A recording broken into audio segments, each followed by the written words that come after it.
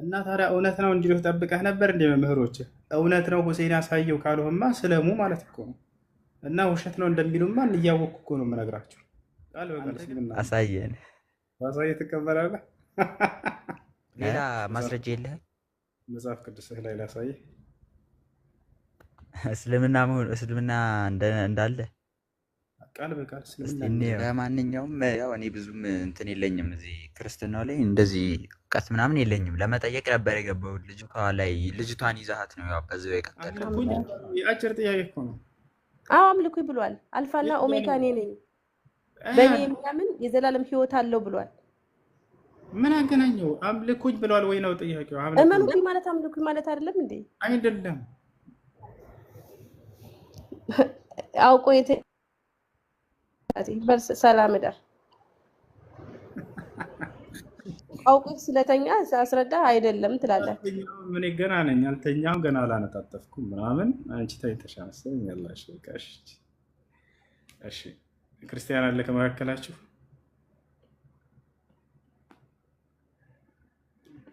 አለው እኔ። እሺ ኢየሱስ ክርስቶስ አምልኩኝ ብሏል? ኢየሱስ ክርስቶስ እንደዚህ ቃል በቃል የተጻፈ መጽሐፍ ቅዱስ ላይ የለም። አመሰግናለሁ። ጎበዝ ልጅ። አለቀ። ይሄ ነው ግን ግዴታ እኮ አምላክ ለመሆን አምልኩኝ ማለት አለበት እንዴ? በድርጊቱ መግለጽ አይችልም? ድርጊቱ ለምሳሌ እኔ ሳነብ ኤፌሶን 2:10 ላይ በክርስቶስ ኢየሱስ ተፈጠርን የሚል አለ። ኢየሱስ ክርስቶስ ፈጠረን አይልም ግን አይደለም። በክርስቶስ ተፈጠርን። ፈጣሪው ማን ነው? ክርስቶስ ነው። በክርስቶስ በኢየሱስ ክርስቶስ ተፈጠርን። አልጠየቁም። እሱ ኢየሱስ ክርስቶስ ፈጠረን ይላሉ። በክርስቶስ ኢየሱስ ተፈጠርን እኮ እሱን የፈጠረ ነው አይደለም። እሱ ፈጠረ አይደለም። እሱ ፈጠረ የሚል የትም ቦታ ላይ አታመጣም። እሱ ፈጠረ አንብበው ግባና አውቀዋለሁ። እንዳውም እዚያ ላይ ፍጡር መሆኑን ሁሉ ይገልጽልሃል። የፍጥረት ሁሉ በኩር የተባለው ማን ነው? እዚያው ላይ የፍጥረት ሁሉ በኩር የተባለው ማን ነው? እኔ እንጃ ማን ነው? ኢየሱስ ክርስቶስ ከፍጡሮች መካከል ነው፣ ግን በኩር ነው። እሱ የፍጥረት በኩር ነው ብሎ ገለጸልን። ክፈተው እስቲ እንየው። ስልኬ ነበር። ቢክሩ ኩለል ኸሊቃ ይለዋል። ቢክሩ ኩለል ኸሊቃ የፍጥረት ሁሉ በኩር ይለዋል። ከፍጥረት አካተቱት ኢየሱስ ክርስቶስን ሐዋርያቶች የፍጥረት ሁሉ በኩር ነው ብሎ አስቀምጦታል። ላሳይህ።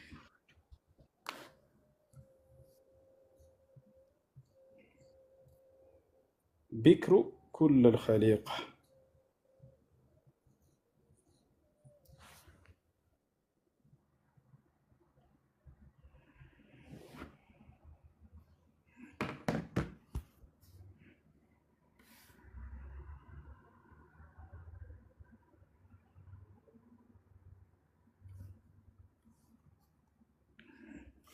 እሺ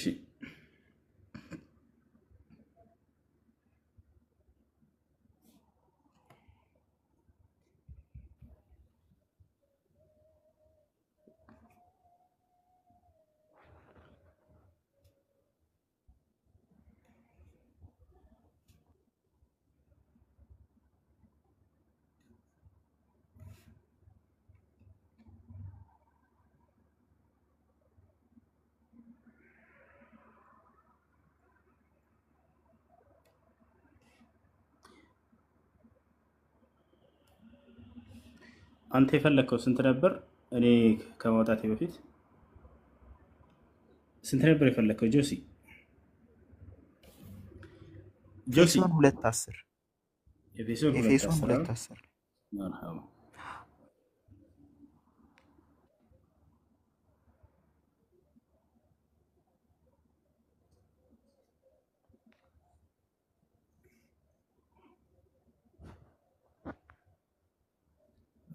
እሺ ያውና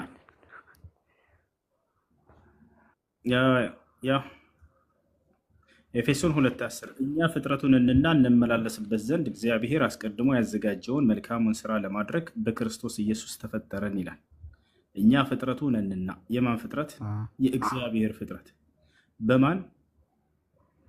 ያው በኢየሱስ ክርስቶስ ተፈጠረ። በኢየሱስ ክርስቶስ አዲስ ሰዎች ሆነን። ጳውሎስ አሮጌው ፍጥረትና አዲሱ ፍጥረት ብሎ ይለያል። አሮጌው ፍጥረት የሚለው ከአዳም ጀምሮ እስከ ኢየሱስ ክርስቶስ ድረስ ያለበትን ጊዜ ነው።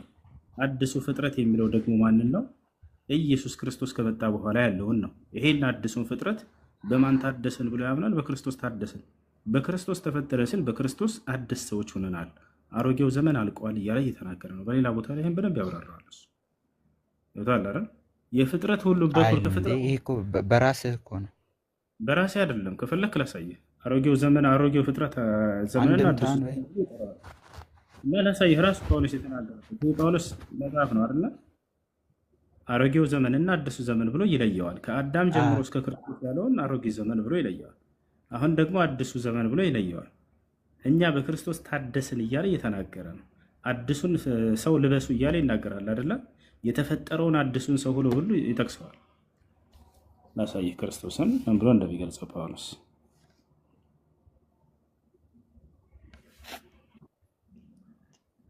እሺ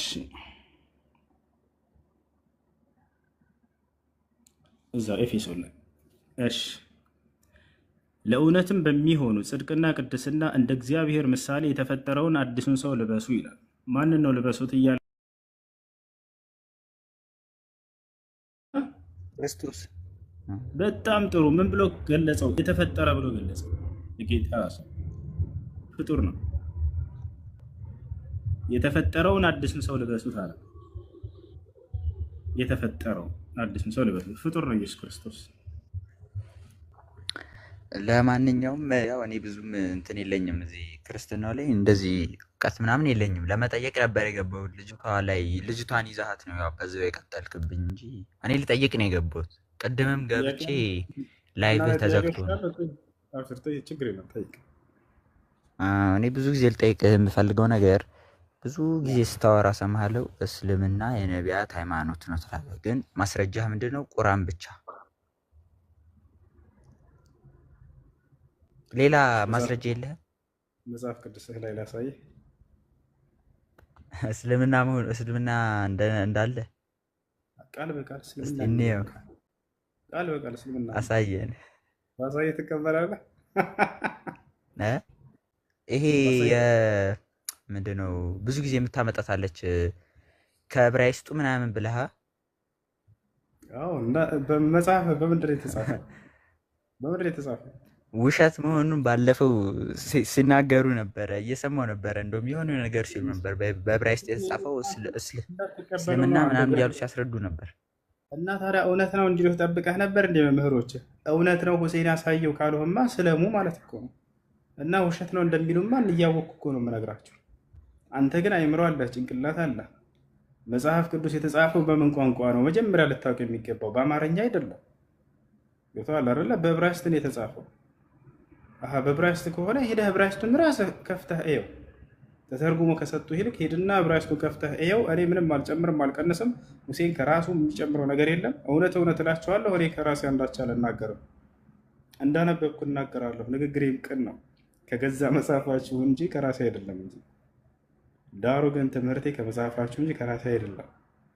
እውነት እውነት እላቸዋለሁ፣ ይሄን ብትቀበሉ እናንተ ብፁዓን ናችሁ። እውነቴን ነው የምላችሁ። እዚያ ዕብራይስጡን ሄደህ አንተ እኔ ቁጥርና ምዕራፍ ብቻ ነው የምሰጥህ፣ እኔ እንዳማልከፍትልህም አንተ ራስህ ከፍተህ እንድታየው። ኢዮብ ምዕራፍ 22 ቁጥር 21 ላይ ሄደህ የዕብራይስጡን ከፍተህ ወደ አማርኛ ቀይረው፣ ወደምትፈልገው ቋንቋ ቀይረው።